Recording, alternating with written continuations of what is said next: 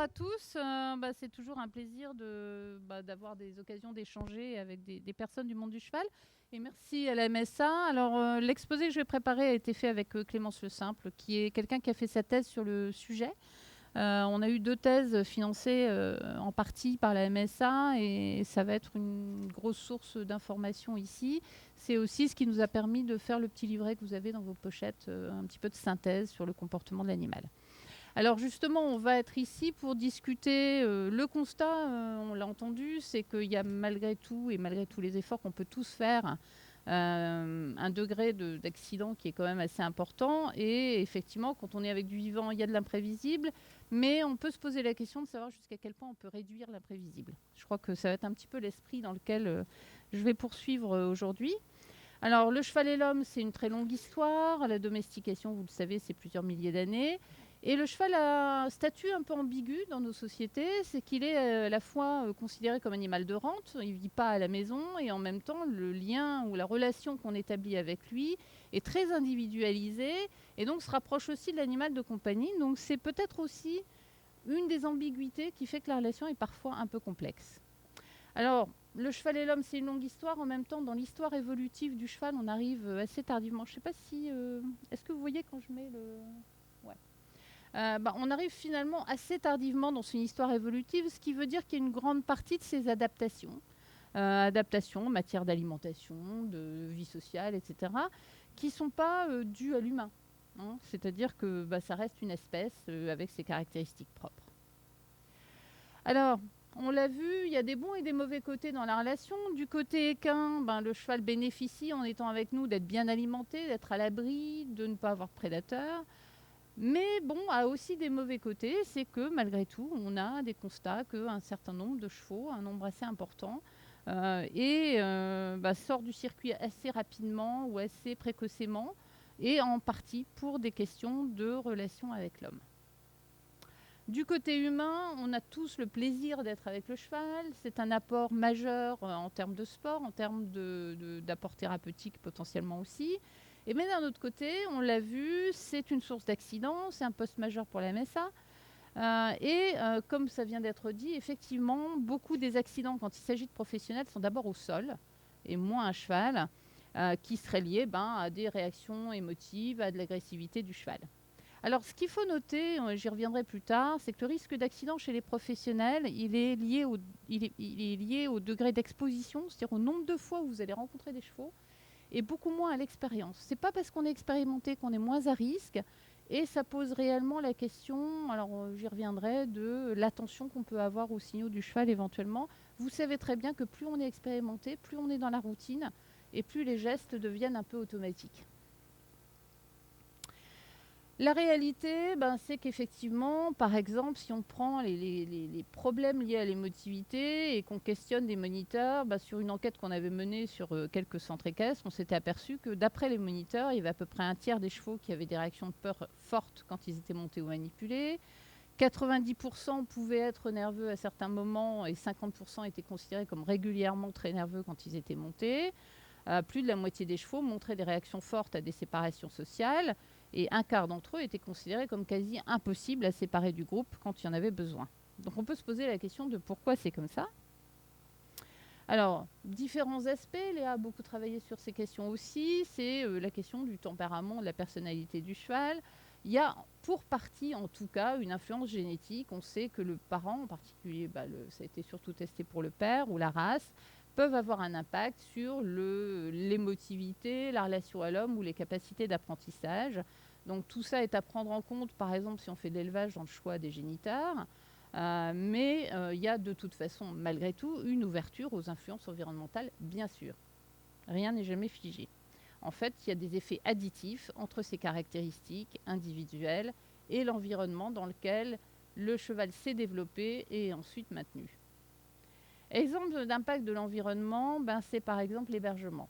Le fait d'être en boxe en permanence fait que l'animal, là c'est des expériences qui ont été réalisées par des collègues scandinaves, finalement, si on met des jeunes chevaux en boxe de façon prolongée, au moment du débourrage, on va avoir beaucoup plus de réactions, des mouvements de tête, des sauts de mouton, mais aussi le fait d'être en boxe individuelle, c'est une privation sociale, Et ça va être associé au moment de l'entraînement aussi à davantage de morsures et de coups de pied envers l'entraîneur. Donc on voit bien que les conditions de vie de l'animal sont majeures dans sa réactivité envers l'homme. Autre constat, c'est que par exemple, des tests qu'on a réalisés de mise dans un manège de chevaux face à un objet inconnu, vous voyez là un exemple de cheval qui réagit, il y a de fortes variations individuelles, et ben on s'aperçoit que si on compare les chevaux qui viennent d'établissements où l'hébergement majoritaire est le box versus des chevaux dont l'hébergement majoritaire est paddock, les réactions les plus fortes, c'est-à-dire par exemple comme on le voit ici, trot, galop, passage, vont être retrouvées dans les hébergements où les chevaux vivent en box en permanence. Alors vous allez me dire c'est assez trivial, on pourrait s'y attendre. Il n'empêche qu'on peut se dire aussi que du coup, quand on sort ces chevaux du box, dans un cas comme dans l'autre, pour aller travailler, on a plus de chances quand même d'avoir des réactions fortes des animaux au moment du travail et donc de risque d'accident, en particulier à cheval, quand ils sont hébergés en box. Donc ça mérite vraiment une réflexion majeure, pas seulement pour le bien-être de l'animal, mais aussi parce que ça peut nous mettre en danger. Oui, parce qu'on... Voilà.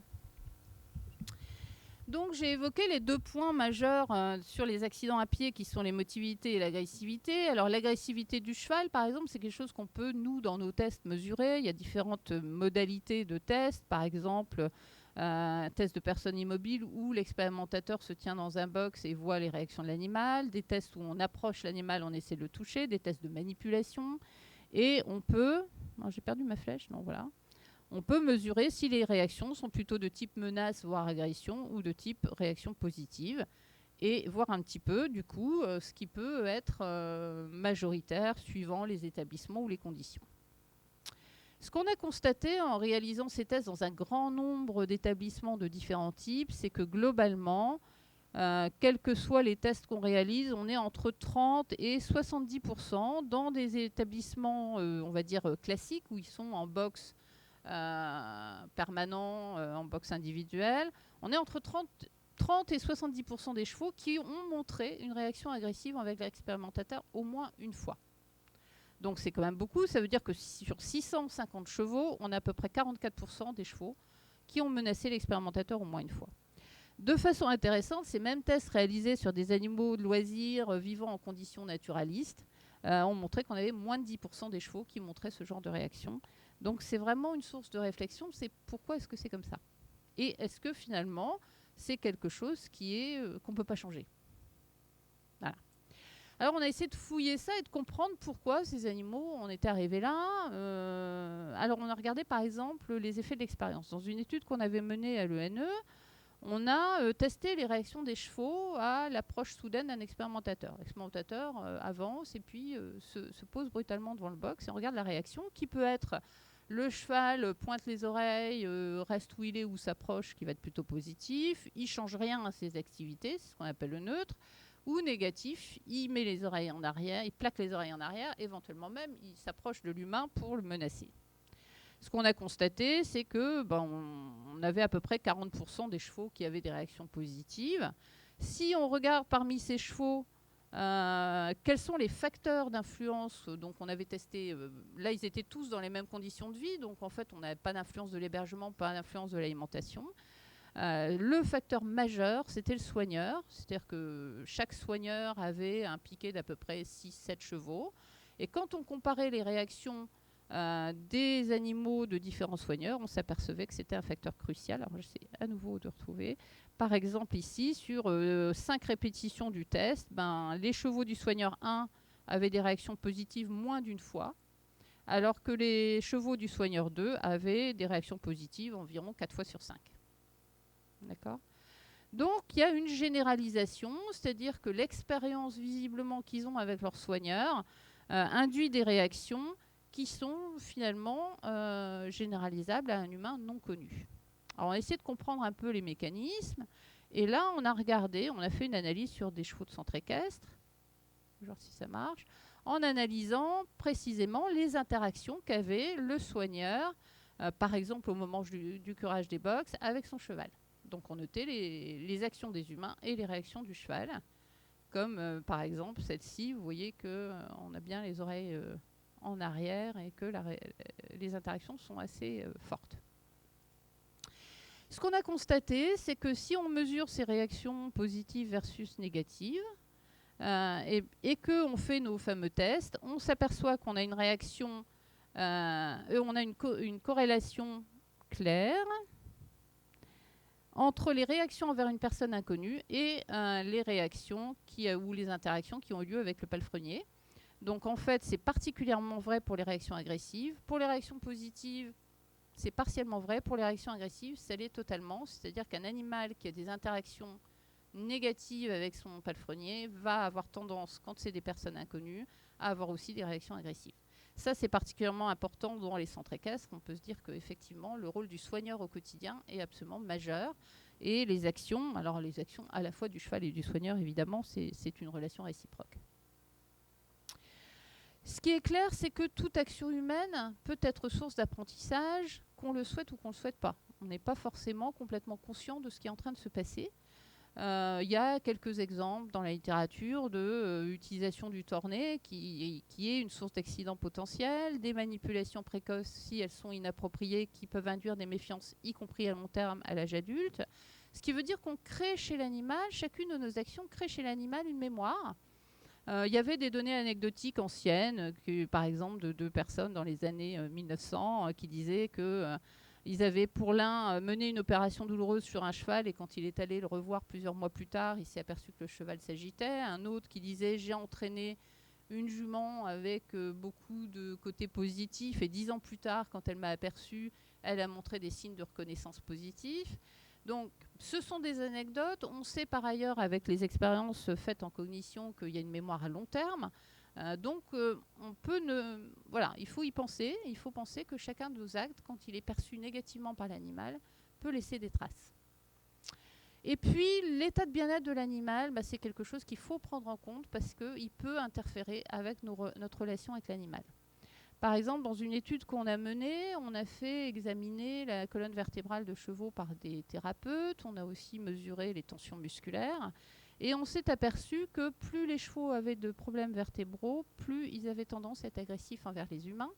Alors qu'au contraire, des chevaux qui avaient une colonne vertébrale en bon état avaient tendance à avoir des réactions plutôt positives envers l'homme dans ces mêmes tests. C'est quelque chose d'assez général que les vétérinaires connaissent bien. C'est que quand un animal a des douleurs, il a tendance à être plutôt plus agressif. Il y a eu des exemples, par exemple, d'études menées sur des chevaux de Przewalski qui montrent que quand ils ont des boiteries, ils ont tendance à être plus agressifs envers les congénères que s'ils n'ont pas ces douleurs. Donc c'est quelque chose qu'il faut prendre en compte et effectivement, un animal agressif, ce n'est pas forcément un animal qui a mauvais caractère, ça peut être un animal qui est en souffrance. Donc on voit bien que c'est multifactoriel, qu'il y a des facteurs de risque qui sont les facteurs génétiques avec le tempérament de l'animal, l'expérience qu'a vécu cet animal et l'état de bien-être qui sont en jeu dans les réactions des chevaux envers l'homme et envers le travail. Ce bien-être altéré peut induire un état général de mauvaise humeur. C'est ce qu'on appelle les biais cognitifs bien connus chez l'homme, c'est-à-dire que quand on ne va pas bien, on a tendance à interpréter ce qu'on a autour de soi de façon aussi négative ou plus négative que d'autres. Du côté humain, on est aussi une source de risque potentiel, d'abord parce qu'on est une autre espèce. Voilà. Vous voyez l'audition, le cheval entend de 55 à 33 000 Hz, l'humain de 31 à 17 000. Déjà, on n'entend pas les mêmes choses puisque le cheval entend des ultrasons que nous n'entendons pas, ce qui veut dire qu'il peut entendre des machines, par exemple, que nous n'entendons pas. La vision du cheval, vous le savez tous, les yeux sur le côté, ça veut dire qu'il a une vision monoculaire avec un grand champ de vision panoramique. Nous, on est quand même plutôt avec une vision binoculaire, on a une vision diurne, lui il voit mieux au crépuscule, on a une acuité qui est forte, le cheval est plutôt un détecteur de mouvement, donc il va réagir très vite au mouvement plus que nous, et on n'a pas tout à fait la même gamme de couleurs non plus. Olfaction, gustation, on aurait tendance à penser que les chevaux perçoivent mieux, et tactile, il y a des expériences de Léa qui ont montré que les chevaux étaient finalement, je ne sais pas si elle passe la vidéo, je ne sais pas si tu comptais la montrer Léa, mais c'est que si on fait un test avec des filaments très fins, on s'aperçoit que le cheval réagit à des niveaux de toucher qui sont beaucoup plus subtils que les humains encore. Ce qui veut dire aussi, si vous y réfléchissez, que certaines de nos actions doivent être perçues comme particulièrement lourdes pour le cheval. Vous voyez ? Donc en gros, deux espèces différentes, des mondes perceptuels différents, des besoins et des attentes différents, qui peuvent amener à ce que finalement on n'offre pas non plus toujours à l'animal les conditions qui lui correspondent ou qu'on n'interprète pas toujours bien son comportement. C'est d'autant plus vrai que les chevaux ne peuvent pas parler, comme toutes les autres espèces, mais aussi les humains non verbaux. Et d'un autre côté, nous, on est aussi issus d'une culture qui a ses croyances. Donc ça peut expliquer une partie des interactions difficiles auxquelles on peut se confronter avec l'animal. Par exemple, dans l'identification des signaux, le cheval a toute une gamme de postures et de comportements qui expriment son état interne. On n'est pas toujours non plus complètement attentif à ces signaux. Et par exemple, il y a toute une gamme montrée par différents auteurs de positions de queue ou de positions d'encolure de tête et d'oreille qui sont des préliminaires aux actions et que souvent on néglige parce que ce n'est pas notre mode de fonctionnement majoritaire. On est beaucoup moins subtil souvent que le cheval dans la perception de ces signaux. Par exemple, si on regarde la progression d'une menace vers la morsure, en fait, vous voyez qu'il y a plein d'étapes. Et quand on est un cheval, il y a plein d'étapes. À un moment, par exemple, on va considérer que c'est le moment de s'en aller et on va rompre l'interaction pour éviter de se faire mordre. Quand on est un humain, des fois, ces étapes préliminaires nous échappent. On va dire, je ne l'ai pas vu venir, ça a été trop vite. En fait, ça ne va pas plus vite pour un humain que pour un cheval, mais c'est juste que ce n'est pas dans notre mode de détection habituel. Et la morsure est arrivée avant qu'on ait détecté les signaux préliminaires. Donc ça demande vraiment de l'attention en permanence, comme toute forme d'interaction de toute façon. Et justement, l'attention, ce qu'on a pu montrer dans une expérience qui a été réalisée par Carole Sankey, qui a fait sa thèse chez nous, c'est que le niveau d'obéissance de l'animal va dépendre de l'attention que l'humain a sur lui. Par exemple, là, c'est une expérience où elle a entraîné des jeunes chevaux à répondre à un ordre vocal qui est reste, avec de l'immobilité. Et puis, on a fait le test avec un expérimentateur étranger qui soit regardait le cheval, comme on le voit ici, d'ailleurs, voilà, soit regardait dans la direction du cheval avec les yeux fermés, soit regardait en direction du cheval, mais regardait légèrement au-dessus de sa tête, donc pas directement l'animal, soit avait le dos tourné. Ce qu'on constate, et vous pouvez le voir immédiatement, c'est que le temps d'immobilité, c'est-à-dire le niveau d'obéissance, le meilleur est quand l'expérimentateur regarde l'animal, ça diminue quand il a les yeux fermés, mais vous voyez, ce que je trouve particulièrement intéressant, c'est qu'on a les mêmes résultats faibles que l'humain soit en train de regarder vers le cheval, mais sans vraiment le regarder, ou qui lui tourne le dos. Et ça, je pense que c'est crucial, parce que combien de fois regardons-nous en direction d'un autre, ça peut être un cheval ou autre chose, en pensant à autre chose, et l'animal, vous voyez, est capable de le détecter, et ça, c'est quelque chose que souvent on sous-estime. Alors, je suis toujours à la recherche. Mais voilà. Là, c'est un exemple de cette tâche où vous voyez que l'expérimentateur regarde le cheval avec attention, et le cheval, vous voyez, heureusement, il bouge un peu les oreilles, donc on voit qu'il est dans l'expérimentation. Il devait rester immobile, et il avait le droit de bouger la tête. Et vous voyez le niveau d'attention mutuelle, qui est complètement opposé à ce que vous voyez dans l'image du dessous, où l'humain a commencé à regarder ailleurs, et le cheval immédiatement a regardé ailleurs aussi. Dans aussi les problèmes qu'on peut avoir d'identification, il y a tous les problèmes liés au bien-être de l'animal. On a vu tout à l'heure que le bien-être de l'animal, ça fait partie des facteurs de risque, ou le mal-être peut faire partie des facteurs de risque. On a fait toute une série comme ça d'évaluations, d'observations qu'on mettait en parallèle avec la perception qu'on pouvait avoir au quotidien de l'animal. Ici, c'est une mesure de l'état corporel et faite sur des chevaux de centre équestre. Et on s'aperçoit que 25% des chevaux à peu près sont en surpoids. Par contre, quand on passe un questionnaire aux soigneurs, ils sont mis dans la norme, au même titre que ceux qui sont réellement dans la norme. Et nous, on pense qu'en fait, c'est parce que à force de voir toujours des chevaux trop gros, parce que c'est quand même ce qui prédomine, gros à très gros dans nos écuries, finalement, ça finit par être la norme. Et puis, on a aussi cette culture un peu de faut surtout pas être maigre. Mais être gros, ça veut dire qu'il va bien, quoi. Donc je pense que c'est important parce que ça peut avoir des conséquences pathologiques. Et donc être capable de vraiment faire attention à ce qu'un cheval ne doive pas être trop gros. Vous savez que les alertes qui sont faites sont souvent pour des chevaux qu'on croit être trop maigres, qui pour un certain nombre d'entre eux sont juste minces, ce qui n'est pas forcément un problème. Il n'y a pratiquement jamais d'alerte pour un cheval trop gros. Or, c'est les chevaux trop gros qui vont faire des fourbures, des coliques, etc. majoritairement. L'autre aspect, c'est qu'on a des biais culturels. Ça s'est toujours fait, donc pourquoi est-ce qu'on finalement on changerait ? Par exemple, si on aborde la question du mort ou des actions de main, bah, ça a toujours été utilisé, c'est donc pas un problème en soi. Alors c'est vrai que dans un certain nombre de cas, c'est pas un problème, mais dans un certain nombre de cas, ça l'est. Et du coup, parce que c'est juste habituel, parce que c'est juste traditionnel, ben on ne va pas forcément questionner la source du problème, et ces problèmes vont persister. Et puis, il y a le problème de ce qui nous entoure et de ce qui constitue notre norme de référence. Là, c'est une étude qu'on a menée sur un grand nombre de chevaux de centres équestres, donc 370 chevaux de 26 centres équestres, où on avait d'un côté des observations au box, donc on passait plusieurs heures, on passait plusieurs jours dans les écuries à observer les chevaux. Et de l'autre côté, on a passé des questionnaires aux soigneurs habituels. On constate que si on prend nos observations, il y a à peu près 37-38% des chevaux qui présentent des comportements stéréotypiques, vous savez ce qu'on appelle des tics. Si on regarde les questionnaires, il y en a 5%.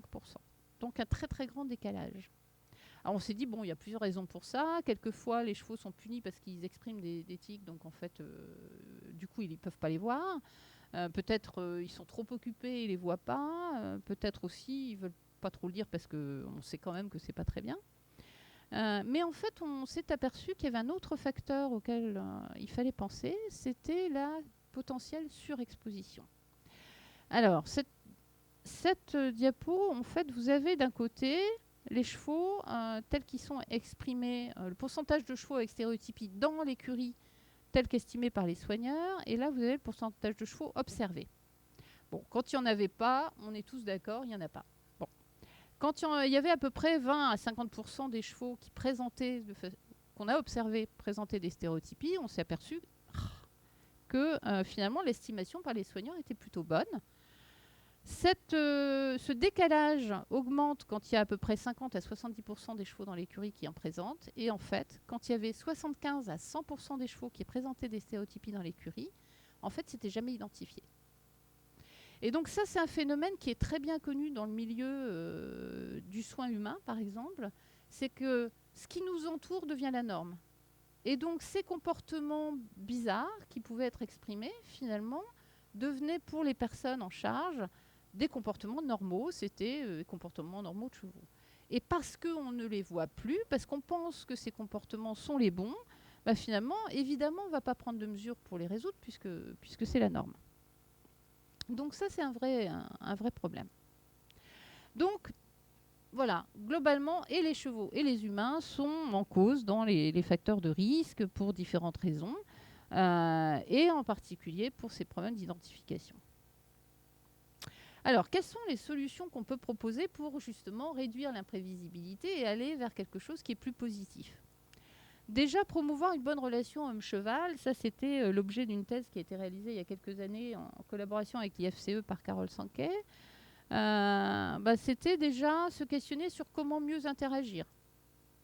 On sait qu'aborder le cheval par derrière, il y a un risque d'accident parce que le cheval ne vous voit pas. Donc évidemment, on peut éviter de le faire ou en tout cas, au pire, attirer l'attention et parler pour que le cheval puisse vous détecter. Si on regarde le côté d'interaction, on s'aperçoit que si, sur des jeunes chevaux, on aborde l'animal plutôt du côté droit, on a des réactions plus positives que si on l'aborde du côté gauche, contrairement à ce qu'on pense généralement. Le niveau d'attention est crucial. Dans une tâche réalisée de marche en main, par exemple, on s'aperçoit que si la personne marche très loin devant son cheval, le cheval va être plutôt moins attentif, il va mettre plus de temps à obéir, en particulier pour partir.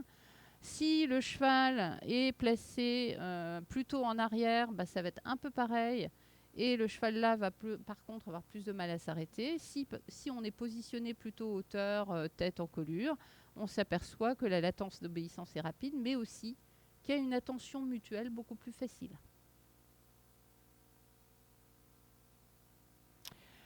Quelques études qui montrent que un sentiment négatif de la part des humains aurait tendance à augmenter le rythme cardiaque du cheval pendant une caresse. Pas d'impact connu du genre, si ce n'est par l'expérience. C'est-à-dire que si un animal a une expérience négative avec un genre, peut-être il va développer une aversion pour ce genre. Mais globalement, intrinsèquement, un poulain ne fait pas de différence entre les hommes et les femmes. Les couleurs, on l'a vu, il y a des couleurs qui sont mieux perçues que d'autres. Et ils sont sensibles aux odeurs de chevaux stressés, d'où sans doute des réactions parfois aux vêtements de vétérinaire, par exemple, qui sortiraient d'un endroit où un autre cheval a été stressé. Donc quelque chose auquel il faut être vigilant potentiellement. Un des points cruciaux, par contre, ça va être quand même l'éducation du cheval. Et la croyance commune, en tout cas dans le monde du cheval, c'est que le renforcement négatif est le seul moyen d'éduquer un cheval. Renforcement négatif voulant dire on applique quelque chose d'aversif et le cheval va faire une action pour éviter cette action aversive. C'est quelque chose de très général dans le monde du cheval. Vous voyez qu'ici, c'est une étude qui a été menée en Australie où ils s'aperçoivent sur 200 entraîneurs que si on demande qui pense que le renforcement négatif est le plus important, bah, c'est l'immense majorité. Et si on demande qui pense que le renforcement positif est important, bah vous voyez, c'est une très grande minorité. Dans ce cas-là, ça va être des gens qui vont utiliser du renforcement tactile et quasiment personne ne répond que le renforcement alimentaire est une bonne chose. C'est très différent de ce qu'on trouve dans le monde des autres espèces, le monde de l'éducation des chiens d'assistance par exemple, le monde du cirque, où vous avez dû voir que finalement les gens ont toujours quelque chose dans la poche, mais aussi les milieux de laboratoire où de plus en plus on entraîne par exemple les singes qui sont utilisés pour des expériences à tendre le bras en échange d'une récompense pour avoir une prise de sang, et a fortiori le monde des parcs animaliers où parce qu'ils sont dans l'impossibilité autrement de prendre soin de leurs animaux, ils entraînent leurs mammifères marins en particulier, mais pas seulement, les rhinocéros, les hippopotames et d'autres, à se laisser examiner et se laisser soigner parce qu'ils le font avec un apprentissage par renforcement positif. Donc voilà, le monde du cheval se distingue des autres. Est-ce que c'est une bonne chose? Donc voilà, c'est la question. Donc Carole avait comparé l'effet de renforcement positif versus négatif sur la relation à l'homme. On sait que les deux fonctionnent pour l'apprentissage, mais on peut se poser la question de leurs conséquences sur la relation à l'homme. Et là, elle avait fait une expérience où elle comparait c'était un entraînement très court, 5 jours, des chevaux. Elle leur apprenait à reculer sur un ordre vocal, soit en agitant une badine, ce qu'on appelle le renforcement négatif, soit en renforçant toute forme de mouvement vers l'arrière pour arriver finalement au reculé, avec une récompense alimentaire. Ce qu'on constate, c'est que quand on teste, donc là, en plus, on a eu un effet sur la performance, ce n'est pas forcément toujours le cas. Seulement la moitié ont appris avec renforcement négatif, alors que tous ont appris avec renforcement positif. Mais le plus important ici, dans ce qui nous occupe, c'est quand on a ensuite testé les réactions, quand on a testé les réactions de l'animal avant et après entraînement, on s'aperçoit que le temps passé par l'animal à proximité de l'entraîneur augmente avant l'entraînement à après, donc D0 à D5, quand il s'agit d'un renforcement positif, et diminue quand il s'agit d'un renforcement négatif. Donc, visiblement, on a une amélioration de la relation dans un cas et plutôt une altération dans l'autre. Ces mêmes résultats ont été obtenus en laissant l'animal tranquille pendant 5 mois et en le reprenant avec une personne inconnue. Une des raisons sans doute est qu'on met l'animal dans un impact émotionnel particulier. Si on prend les données globales, on s'aperçoit que le rythme cardiaque globalement pendant l'entraînement sur les 5 jours est plus élevé quand on utilise le renforcement négatif. Et en particulier, ce qui est intéressant, c'est que là, si on prend jour après jour, on s'aperçoit que renforcement positif, c'est assez stable. Renforcement négatif, avant même que la session commence, le rythme cardiaque du cheval a augmenté dès le 3e jour. Donc il y a une anticipation de ce qui va se passer. Donc vous voyez que les modalités d'éducation vont avoir un impact sur la mémoire qu'on va établir de l'humain, en dehors même de cette période d'entraînement. Donc ça ne veut pas dire qu'il faut absolument proscrire un renforcement négatif, mais ça veut dire que d'abord il faudrait privilégier le renforcement positif et en particulier augmenter la proportion dans l'entraînement de ce renforcement positif très certainement. On a été plus loin en utilisant un renforcement positif pour entraîner des jeunes chevaux d'1 an à différentes tâches incontournables de soins des chevaux. Donc au début, la même procédure que j'ai évoquée tout à l'heure. L'animal, on lui apprend à rester immobile à l'arrêt. Et puis une fois que ça c'est acquis, on lui demande de rester immobile à l'arrêt toujours sur cet ordre vocal reste, et puis à être pensé, à avoir les pieds curés, à avoir un sanglage, à avoir des guêtres, à avoir un thermomètre et un spray. L'idée étant de faciliter les manipulations par le vétérinaire potentiellement ensuite.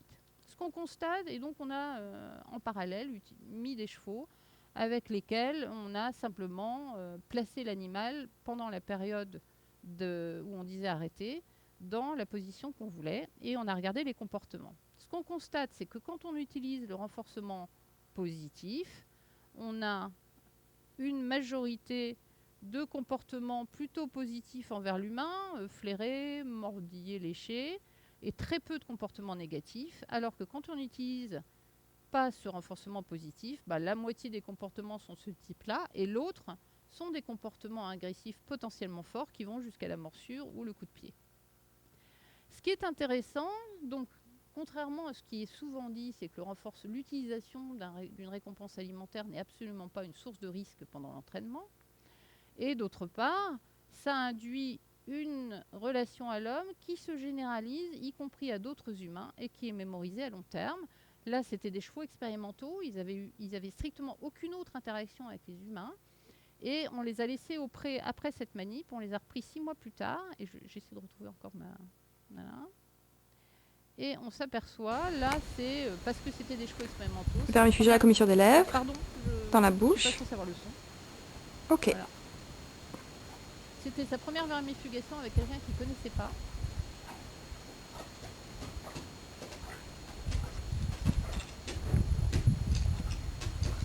Et voilà. Donc vous voyez que c'est quand même il est assez coopératif. On va jouer, voilà. Et donc, voilà, on peut tester ça avec différents tests de relation à l'homme. Et en particulier, vous voyez que si on compare renforcement positif ou non, juste après, ils passent plus de temps près de l'expérimentateur quand ils ont le renforcement positif. C'est vrai 6 mois plus tard. C'est vrai avec un entraîneur non familier, mais c'est encore plus vrai avec l'entraîneur familier. C'est-à-dire qu'il y a 2 mémoires. Il y a la mémoire de un humain, c'est sympa, et la mémoire de mon humain en particulier est encore plus sympa que les autres. Donc vous voyez que vous créez une double mémoire là. Donc ça mérite considération. Il faut sortir un peu de la croyance que c'est dangereux et pas possible.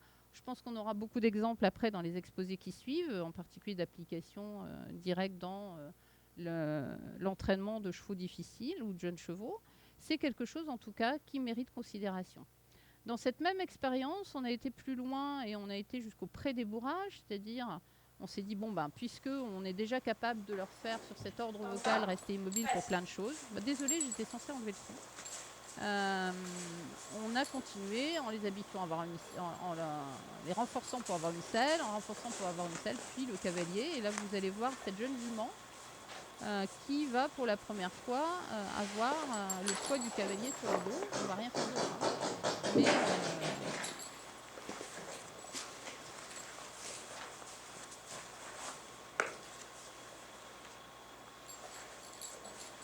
donc évidemment, ce sont des chevaux expérimentaux, sont des conditions particulières.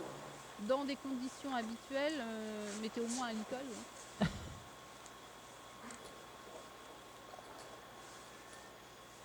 Ceux-là, c'est des chevaux de la station expérimentale de Chambray, où ils vivaient en pré, en groupe, et où on les rentrait uniquement pour la durée et encore que la journée pour la durée des entraînements.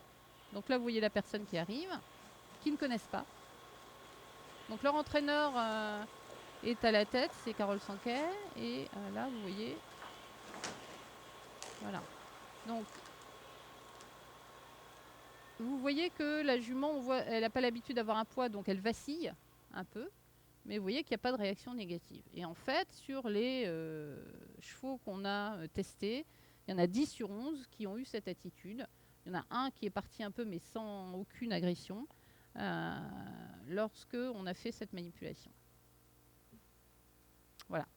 Donc, on peut améliorer la qualité des interactions, on peut essayer de sortir de nos croyances. On est tous pareils, on a tous entendu les mêmes choses pendant tout notre développement équestre, si j'ose dire. On a besoin de développer la connaissance, les capacités d'observation, l'attention, de choisir les chevaux adaptés et qui répondent aux attentes. Par exemple, qu'est-ce que ça veut dire s'adapter? Là, on a quelqu'un à qui on dit va mettre le licol au cheval dans un pré. Vous voyez que le cheval, pas trop partant. Mais vous avez vu aussi comment il l'a abordé. Est-ce que vous l'auriez abordé de la même façon? C'est une question intéressante. Donc, on a dit, c'est une personne qui était en formation, on lui dit, très bien, mais là, maintenant, quand une approche ne marche pas, il faut essayer d'adapter et d'en trouver une autre. Donc, vous voyez qu'il a déjà créé une interaction avec l'animal qui est moyennement positive. Et là, il commence à réfléchir, il commence à se poser pour observer. Et vous voyez que ça change tout à l'attitude de l'animal. Donc, pensez bien, si quelque chose ne marche pas, à essayer de modifier tout simplement l'approche pour voir ce qui pourrait fonctionner. Alors, intérêt aussi que j'ai évoqué du renforcement positif, là, c'est des manips qui ont été faits sur des poulains. On nous avait demandé de préparer des poulains de 6 mois pour des radios, pour des expériences. Donc, ils ont eu 8 fois 5 minutes d'entraînement à rester immobile sur un ordre vocal. Là, vous voyez que le soigneur pose la longe, lâche l'animal, lui dit reste. Et le vétérinaire prépare son matériel. Et bien que les chevaux aient été entraînés sur une courte période, ils ont été capables de s'adapter à une longue période. Donc vous voyez, là, ça se passe sans problème. Et puis ça, c'est l'autre lot où ils sont traités de façon plus classique. Donc pour les garder immobiles, obligés de mettre le tornet.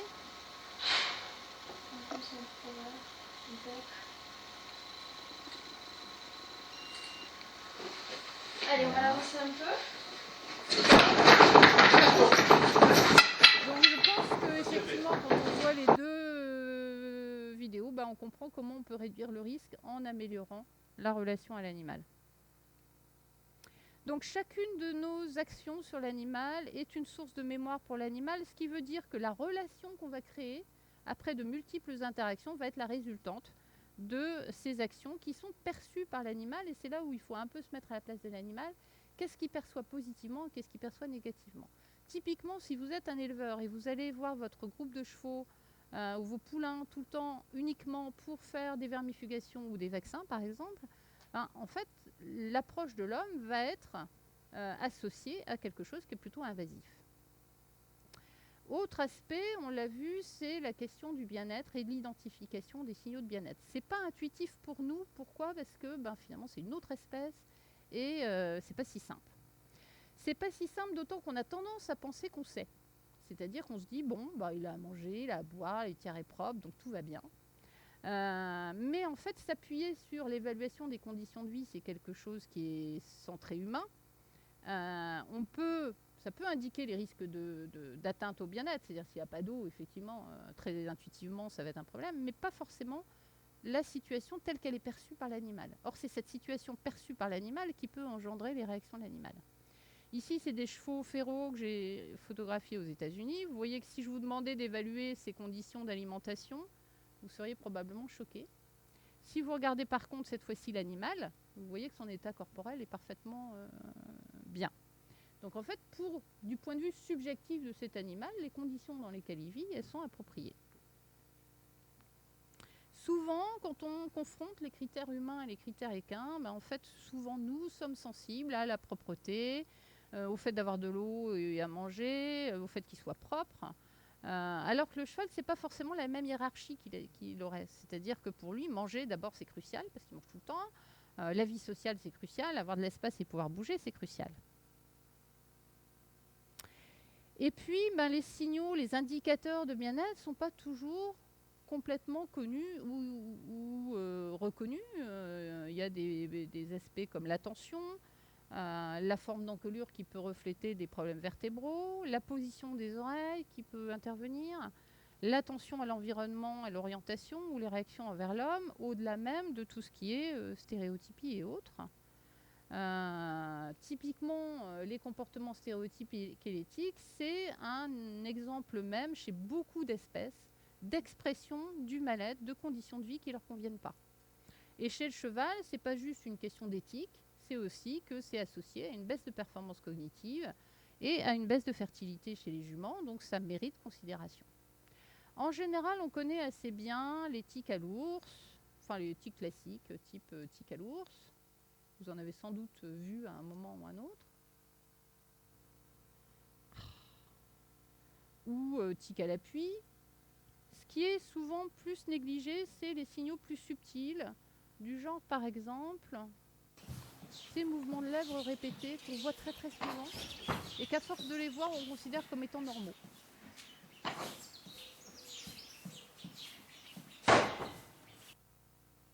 Ou bien ça peut être des choses qui sont tellement atypiques qu'on ne l'interprète pas forcément comme un problème.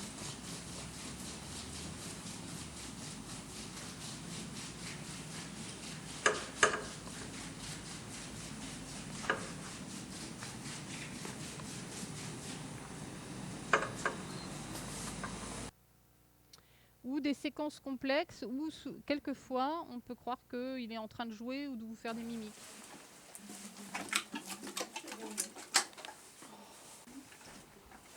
Vous voyez que ce cheval il a une séquence très complexe avec des mouvements de tête, des mouvements de lèvres.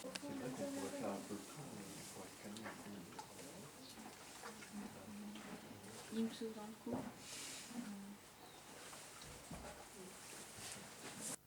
Voilà.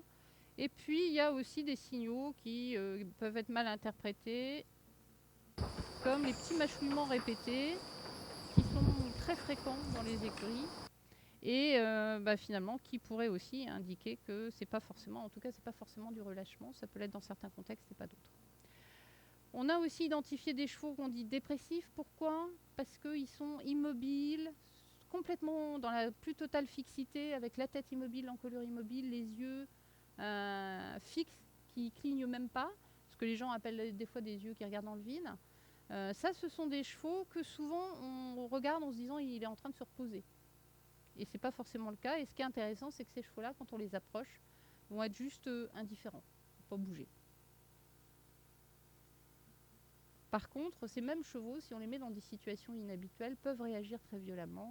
On en a fait l'expérience à travers des tests. Ce qui veut dire que ce sont souvent des chevaux qui sont très mécaniques dans leur façon de réagir. Vous allez pouvoir les faire passer un peu ou sortir du box et tout très facilement. Par contre, le jour où il y a vraiment quelque chose d'inhabituel, ils sont plus dangereux que les autres, d'autant plus qu'on ne s'y attend pas. Donc c'est vraiment des chevaux auxquels il faut faire attention. La position des oreilles, on sait tous que le cheval, quand il n'est pas content, il va mettre les oreilles en arrière, etc. Là, ce qu'on a pu montrer, c'est c'est en lien avec les problèmes de bien-être de façon plus chronique. C'est-à-dire que si on compare des chevaux, donc le meilleur moment pour observer, c'est quand ils sont en alimentation au calme. Les chevaux qui ont majoritairement les oreilles en arrière dans ce cadre-là ont plus souvent que les autres un risque de troubles de santé, plus que les autres un risque de problème vertébral, ou plus que les autres une tendance à être des chevaux stéréotypiques. Ça avait été démontré par Carole Furex, qui a aussi travaillé dans le cadre de notre collaboration avec la MSA. Et sont aussi des chevaux qui vont avoir plus tendance à être agressifs envers l'homme. Donc c'est quelque chose de simple qu'on peut observer. Ce qu'on a pu mettre en évidence aussi, c'est la forme de l'encolure, qui, plus elle se creuse, et ça on en voit beaucoup d'exemples dans certains types d'établissements, plus il y a de chances qu'elle reflète, en dehors du travail, on est bien d'accord, plus il y a de chances qu'elle reflète un état de problème vertébral chronique. Voilà. Ce à quoi on n'est aussi peut-être pas assez attentif, c'est l'état attentionnel de l'animal. Il y a toute une gamme entre être apathique comme ces chevaux dépressifs ou tout le temps en alerte, qui sont les chevaux avec un état émotionnel trop élevé.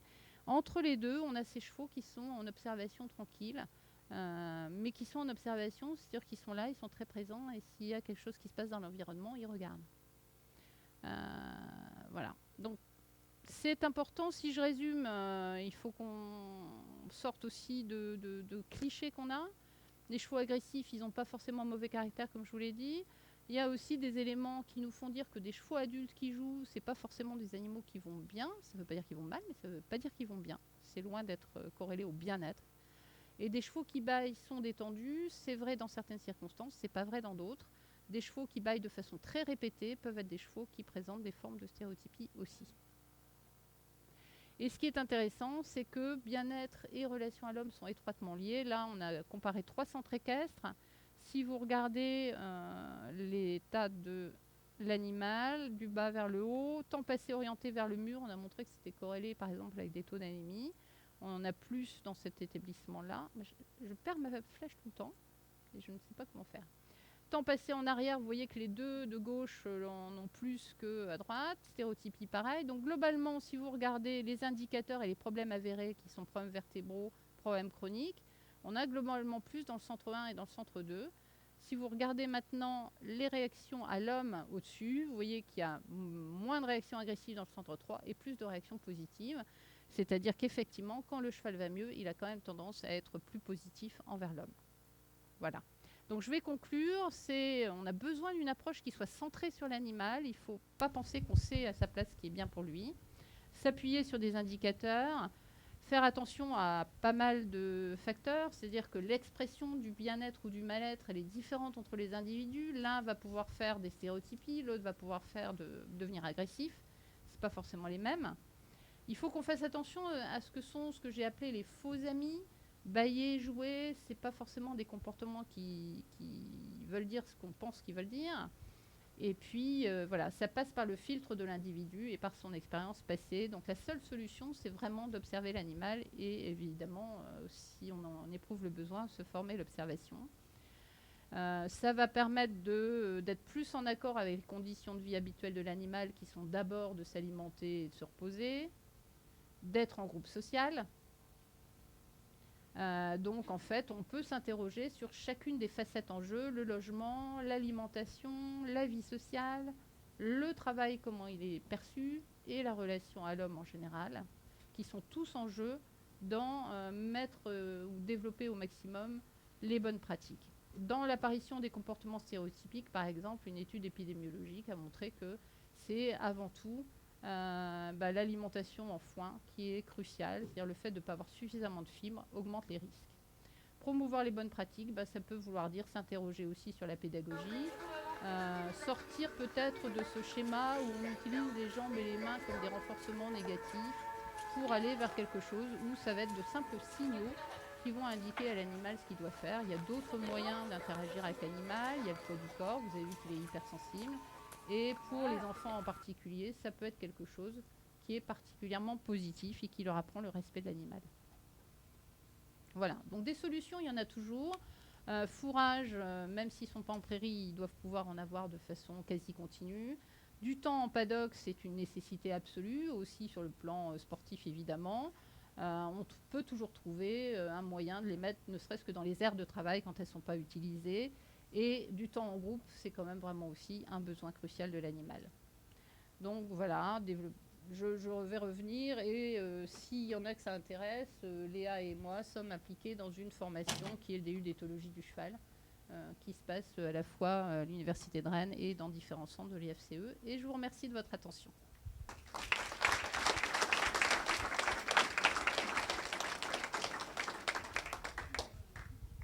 Donc on va passer aux questions. Alors on va faire une pause juste après.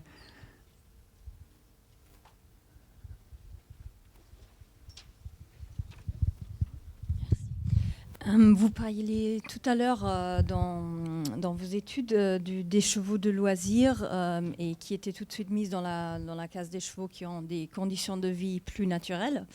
Est-ce qu'il y a des études qui sont en cours aujourd'hui qui comparent par exemple une écurie de sport qui permet des conditions de vie plus naturelles à leurs chevaux et qui regardent au niveau des accidents, au niveau des blessures de chevaux, au niveau de la performance du cheval? Est-ce qu'il y a des telles études qui sont en train de se faire? On poursuit évidemment sur cette ligne-là parce que là, j'ai donné les exemples extrêmes, évidemment volontairement. Il y a tout un gradient entre les deux. Il y a tout un gradient qu'on prend en compte, évidemment.